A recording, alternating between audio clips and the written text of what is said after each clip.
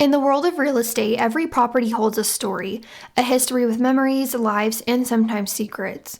It's a business where trust is the cornerstone, but what happens when that trust is shattered? What happens when a showing turns into a nightmare? In 2008, a rising young realtor thought she was on the brink of sealing a life-changing deal. But what she didn't know was that she was about to walk into a trap, one that would haunt investigators and her loved ones for years to come. This is the case of Lindsay Buziak.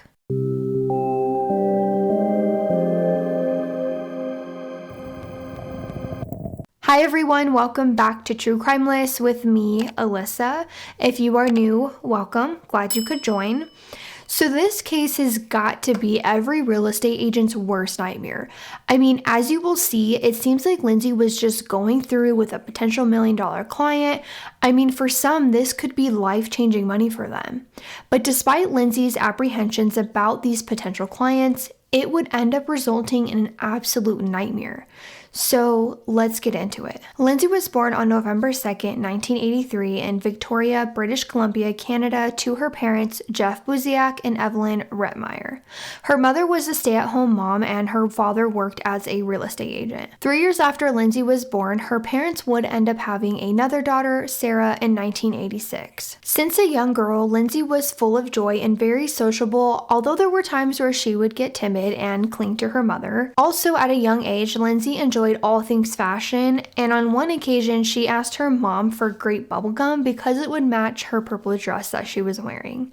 But her mother was firm with her that she would buy things that she needed, not wanted, ultimately teaching this sense of financial responsibility that she is going to need as she approaches adulthood. So as a young teen, Lindsay would go on to get her first job at the Sirens clothing store, which was inside of the Mayfair Mall. Growing up, Lindsay and her family would spend summers at Lake Cowichan, and they had a trailer that was kept on the RV lot. So it was basically just always there for them when they wanted to travel up to the lake. It was actually at these family trips where Lindsay would learn to swim. Lindsay had this spark about her that was contagious to everyone she met in her life. Like, she had this caring spirit, an infectious laugh, but Lindsay did have a side to her where she would confront bullies at school, and on one occasion while in school, Lindsay saw a boy being picked on and went over to stand up for him, and I feel like this is such a good quality to have. Now, Lindsay's parents would end up divorcing sometime in the mid-1990s, where her mother would actually end up gaining primary custody of Lindsay and her sister.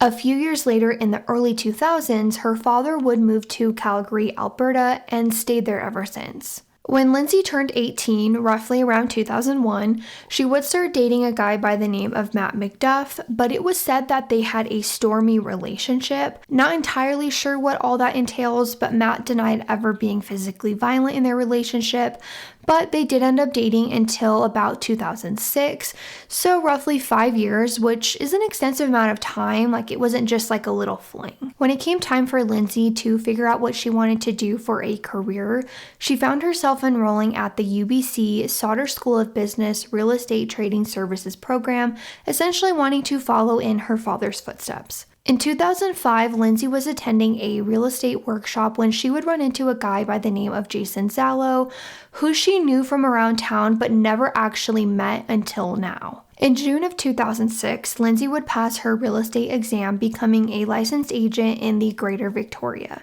Around this time, she would end up running into Jason again, and now that her and Matt called things off, she became interested in Jason and was even impressed by him and his family. Jason was a former competitive hockey player who would go on to get his broker license, and his mom Shirley was also in the real estate industry, and Lindsay really looked up to them in that aspect.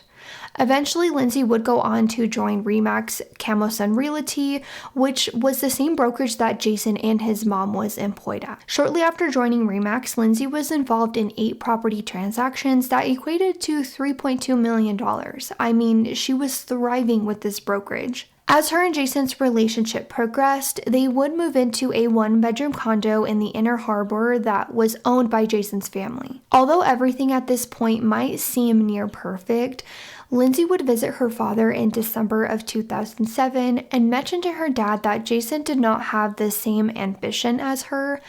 There were also accounts with her friends that she expressed that she was not happy in their relationship and even considered breaking things off. The following year, though, their relationship seemed to be improving as they would find more time to spend together. In the later days of January 2008, 24-year-old Lindsay got a call from an unknown Vancouver number. When she answered, to her surprise, it was a woman on the other line who expressed to her that her husband had just transferred to Victoria and they were in need of a $1 million house and needed one within a 2-day period. Lindsay was probably thinking, wow, this is a potential $1 million buyer that kind of just fell in her lap, which would have been a huge step in her career as a realtor. I mean, to have a $1 million transaction under your belt could open opportunities for Lindsay to get other potential $1 million clients. But her and her boyfriend Jason did have their suspicions that this whole situation was like almost too good to be true. I mean, she was a new real estate agent with limited experience. So Lindsay would ask the wife how she knew about her, and all the wife said was that she was referred, but did not mention who she was referred by, just that it was a friend of her husband's.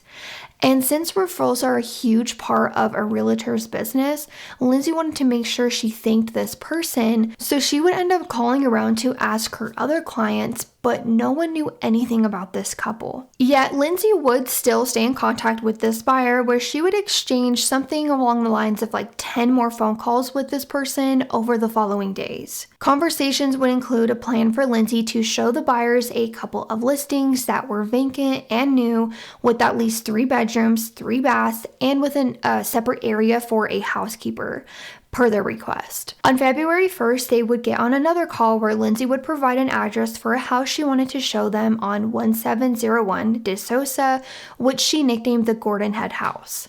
The plan was to meet the following day around 5:30 p.m. since the couple would be flying in from Vancouver that afternoon. During the hours leading into the next day, Lindsay appeared to be conflicted. On one end, the commission she would get from the sale would be substantial, and due to her being stressed about money, this could help solve those stresses. Then on the other end, her friend's bachelorette party was on the same Saturday that the couple wanted to see houses that evening, and then again throughout Sunday. So there was this potential that she would miss her friend's bachelorette activities. So it seems as though Lindsay is at home the night before she's supposed to meet with the client and her husband, and is just going back and forth in her mind about what she should do. It's now midnight and Jason returns home from playing hockey and tries to ease Lindsay's mind on this whole matter by offering to do the showing for her, because remember, he is a licensed broker. But Lindsay ultimately decides to do the showing herself. The next day, February 2nd, the day of the showing, Lindsay stopped by her work at the Remax Chatterton Way office, and while she was there, she told the receptionist that she was feeling really weird and freaked out about the showing with this mysterious buyer. This is when she would give the receptionist and another coworker the phone number of this caller to see if they could find any record of these people working with other agents in Victoria, but no records were found. Lindsay and Jason would end up going to a restaurant in downtown Victoria to eat some food before her eventful evening, as she did plan to go to the showing and to her friend's bachelorette party. She ate her food real quick so she could rush home and get changed before the showing. Jason again offered to do the showing, but Lindsay declined. While Lindsay went home to get ready for the showing, Jason went to a nearby auto shop to meet the owners, who apparently hired Lindsay to sell a property, and Jason was there to present an offer. While he was at the auto shop, Lindsay called Jason to let him know that she was on her way to Gordon Head for the showing. Jason then offered to meet her there because, one, he had paperwork from the auto shop owners that may have required her signature, and two, to make sure she was okay. Lindsay agreed for Jason to meet her at Gordon Head, but because Lindsay had a strong personality and wanted to do things herself, she made it clear to Jason that she wanted to do the showing all by herself.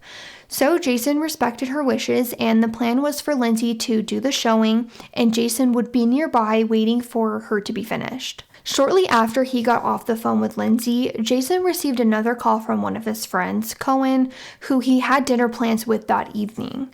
The two decided, you know what, let's go to the Gordon Head house together, make sure everything goes smoothly there, and then proceed to go to dinner after. So Cohen drove to the auto shop to meet Jason. They hopped in Jason's car and headed to the Gordon house at 5:30 p.m. Now, Jason tried finding the address to the house by using his car's navigation system, but he couldn't figure out where the house was on the map. So he called Lindsay for directions, but shortly after she answered the call, she had to cut the conversation short, like, "Oh, I gotta go, they're here." Jason asked if she can send the address, then the call hangs up. Jason would receive a text from Lindsay shortly after with the address to the home. Jason then responded he was on his way, but unfortunately, Lindsay would never open his message. Around 5:45 p.m., Jason and his friend Cohen would arrive to the house, and as they were turning on the street, which was a cul-de-sac, Jason could see a male figure through one of the house's front door windows. He also noticed Lindsay's black BMW in the driveway, but strangely enough, there was no other cars in the driveway or on the road. 10 minutes would go by where Jason and Cohen waited in the car and watched the home. At around 6 p.m., so roughly 15 minutes after arriving, Jason texted Lindsay asking if she was okay, but after no response and no movement in the house, the men got out of the car and walked up to the house. To their surprise, the front door was closed and locked, which isn't typical practice when realtors are performing a showing, as the front door is customarily left open. Jason went ahead and rang the doorbell over and over and over again, but no one answered the door.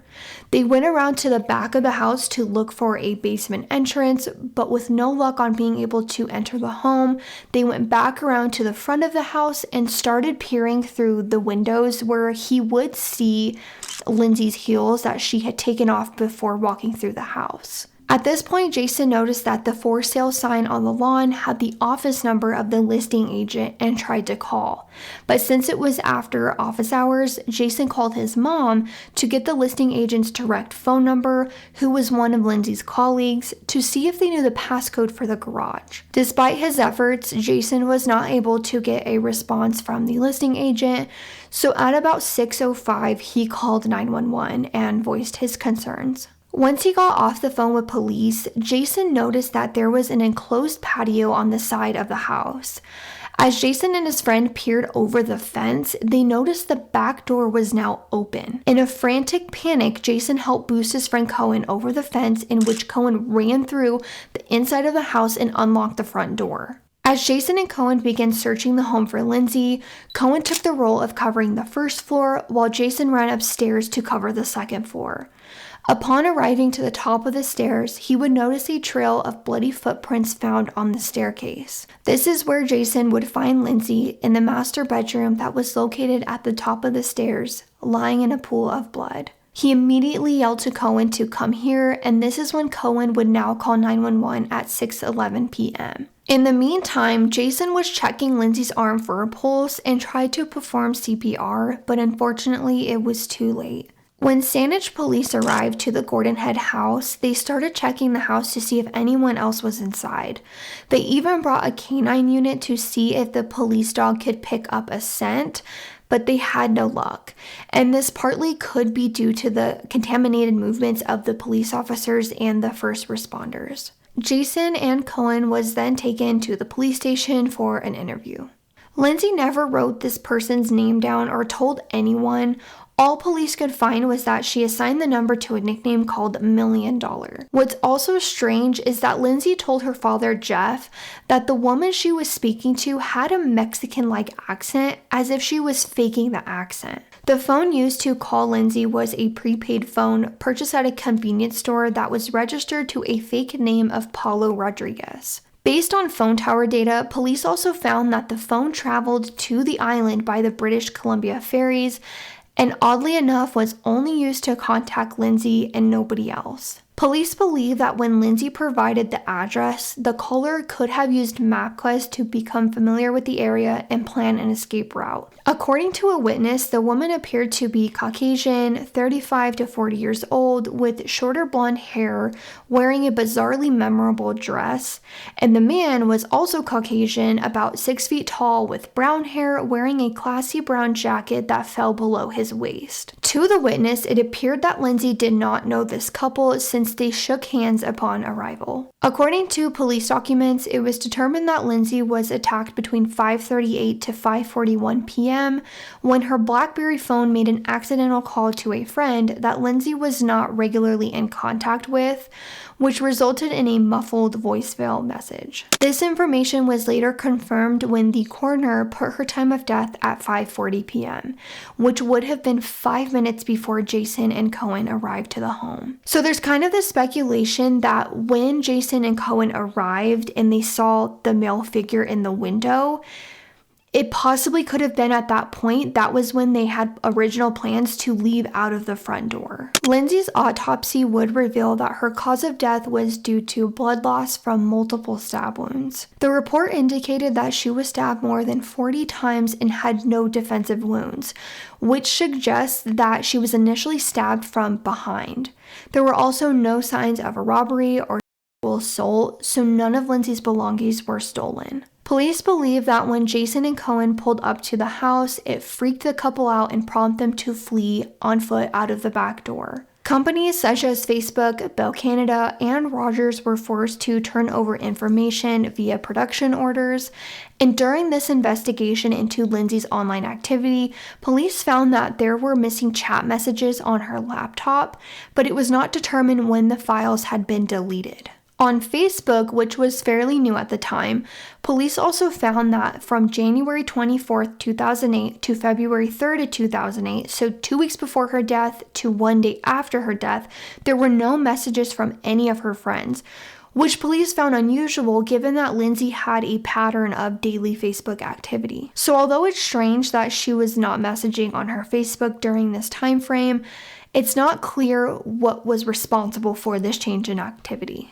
Also on Lindsay's Facebook, police found that there were a list of friends who were, quote, violent criminals and involved in illegal distribution of drugs.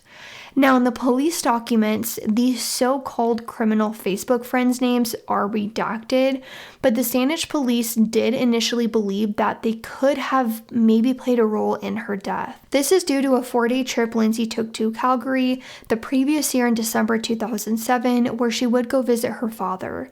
While on this trip, she would go out with some friends, one of which was allegedly involved in a major drug bust that happened after Lindsay's death. So this kind of corroborates with the police's findings that Lindsay may have been friends with some questionable people, but it's not to say that Lindsay even knew that these people were involved in criminal activity. So police ruled out Lindsay's boyfriend Jason as a suspect, but it seems as though people still believe he might have had something to do with her murder, including her father Jeff. However, Lindsay's mom Evelyn stated she did not believe Jason and his family had anything to do with the crime. Her ex-boyfriend Matt was also on police's radar as a potential suspect, but Matt denied having anything to do with her death and even claimed that he and Lindsay had not been in contact for months before her murder, so he was ruled out as a suspect. Jason still agonizes over arriving to the house too late, with constant thoughts of what if he just arrived 10 minutes earlier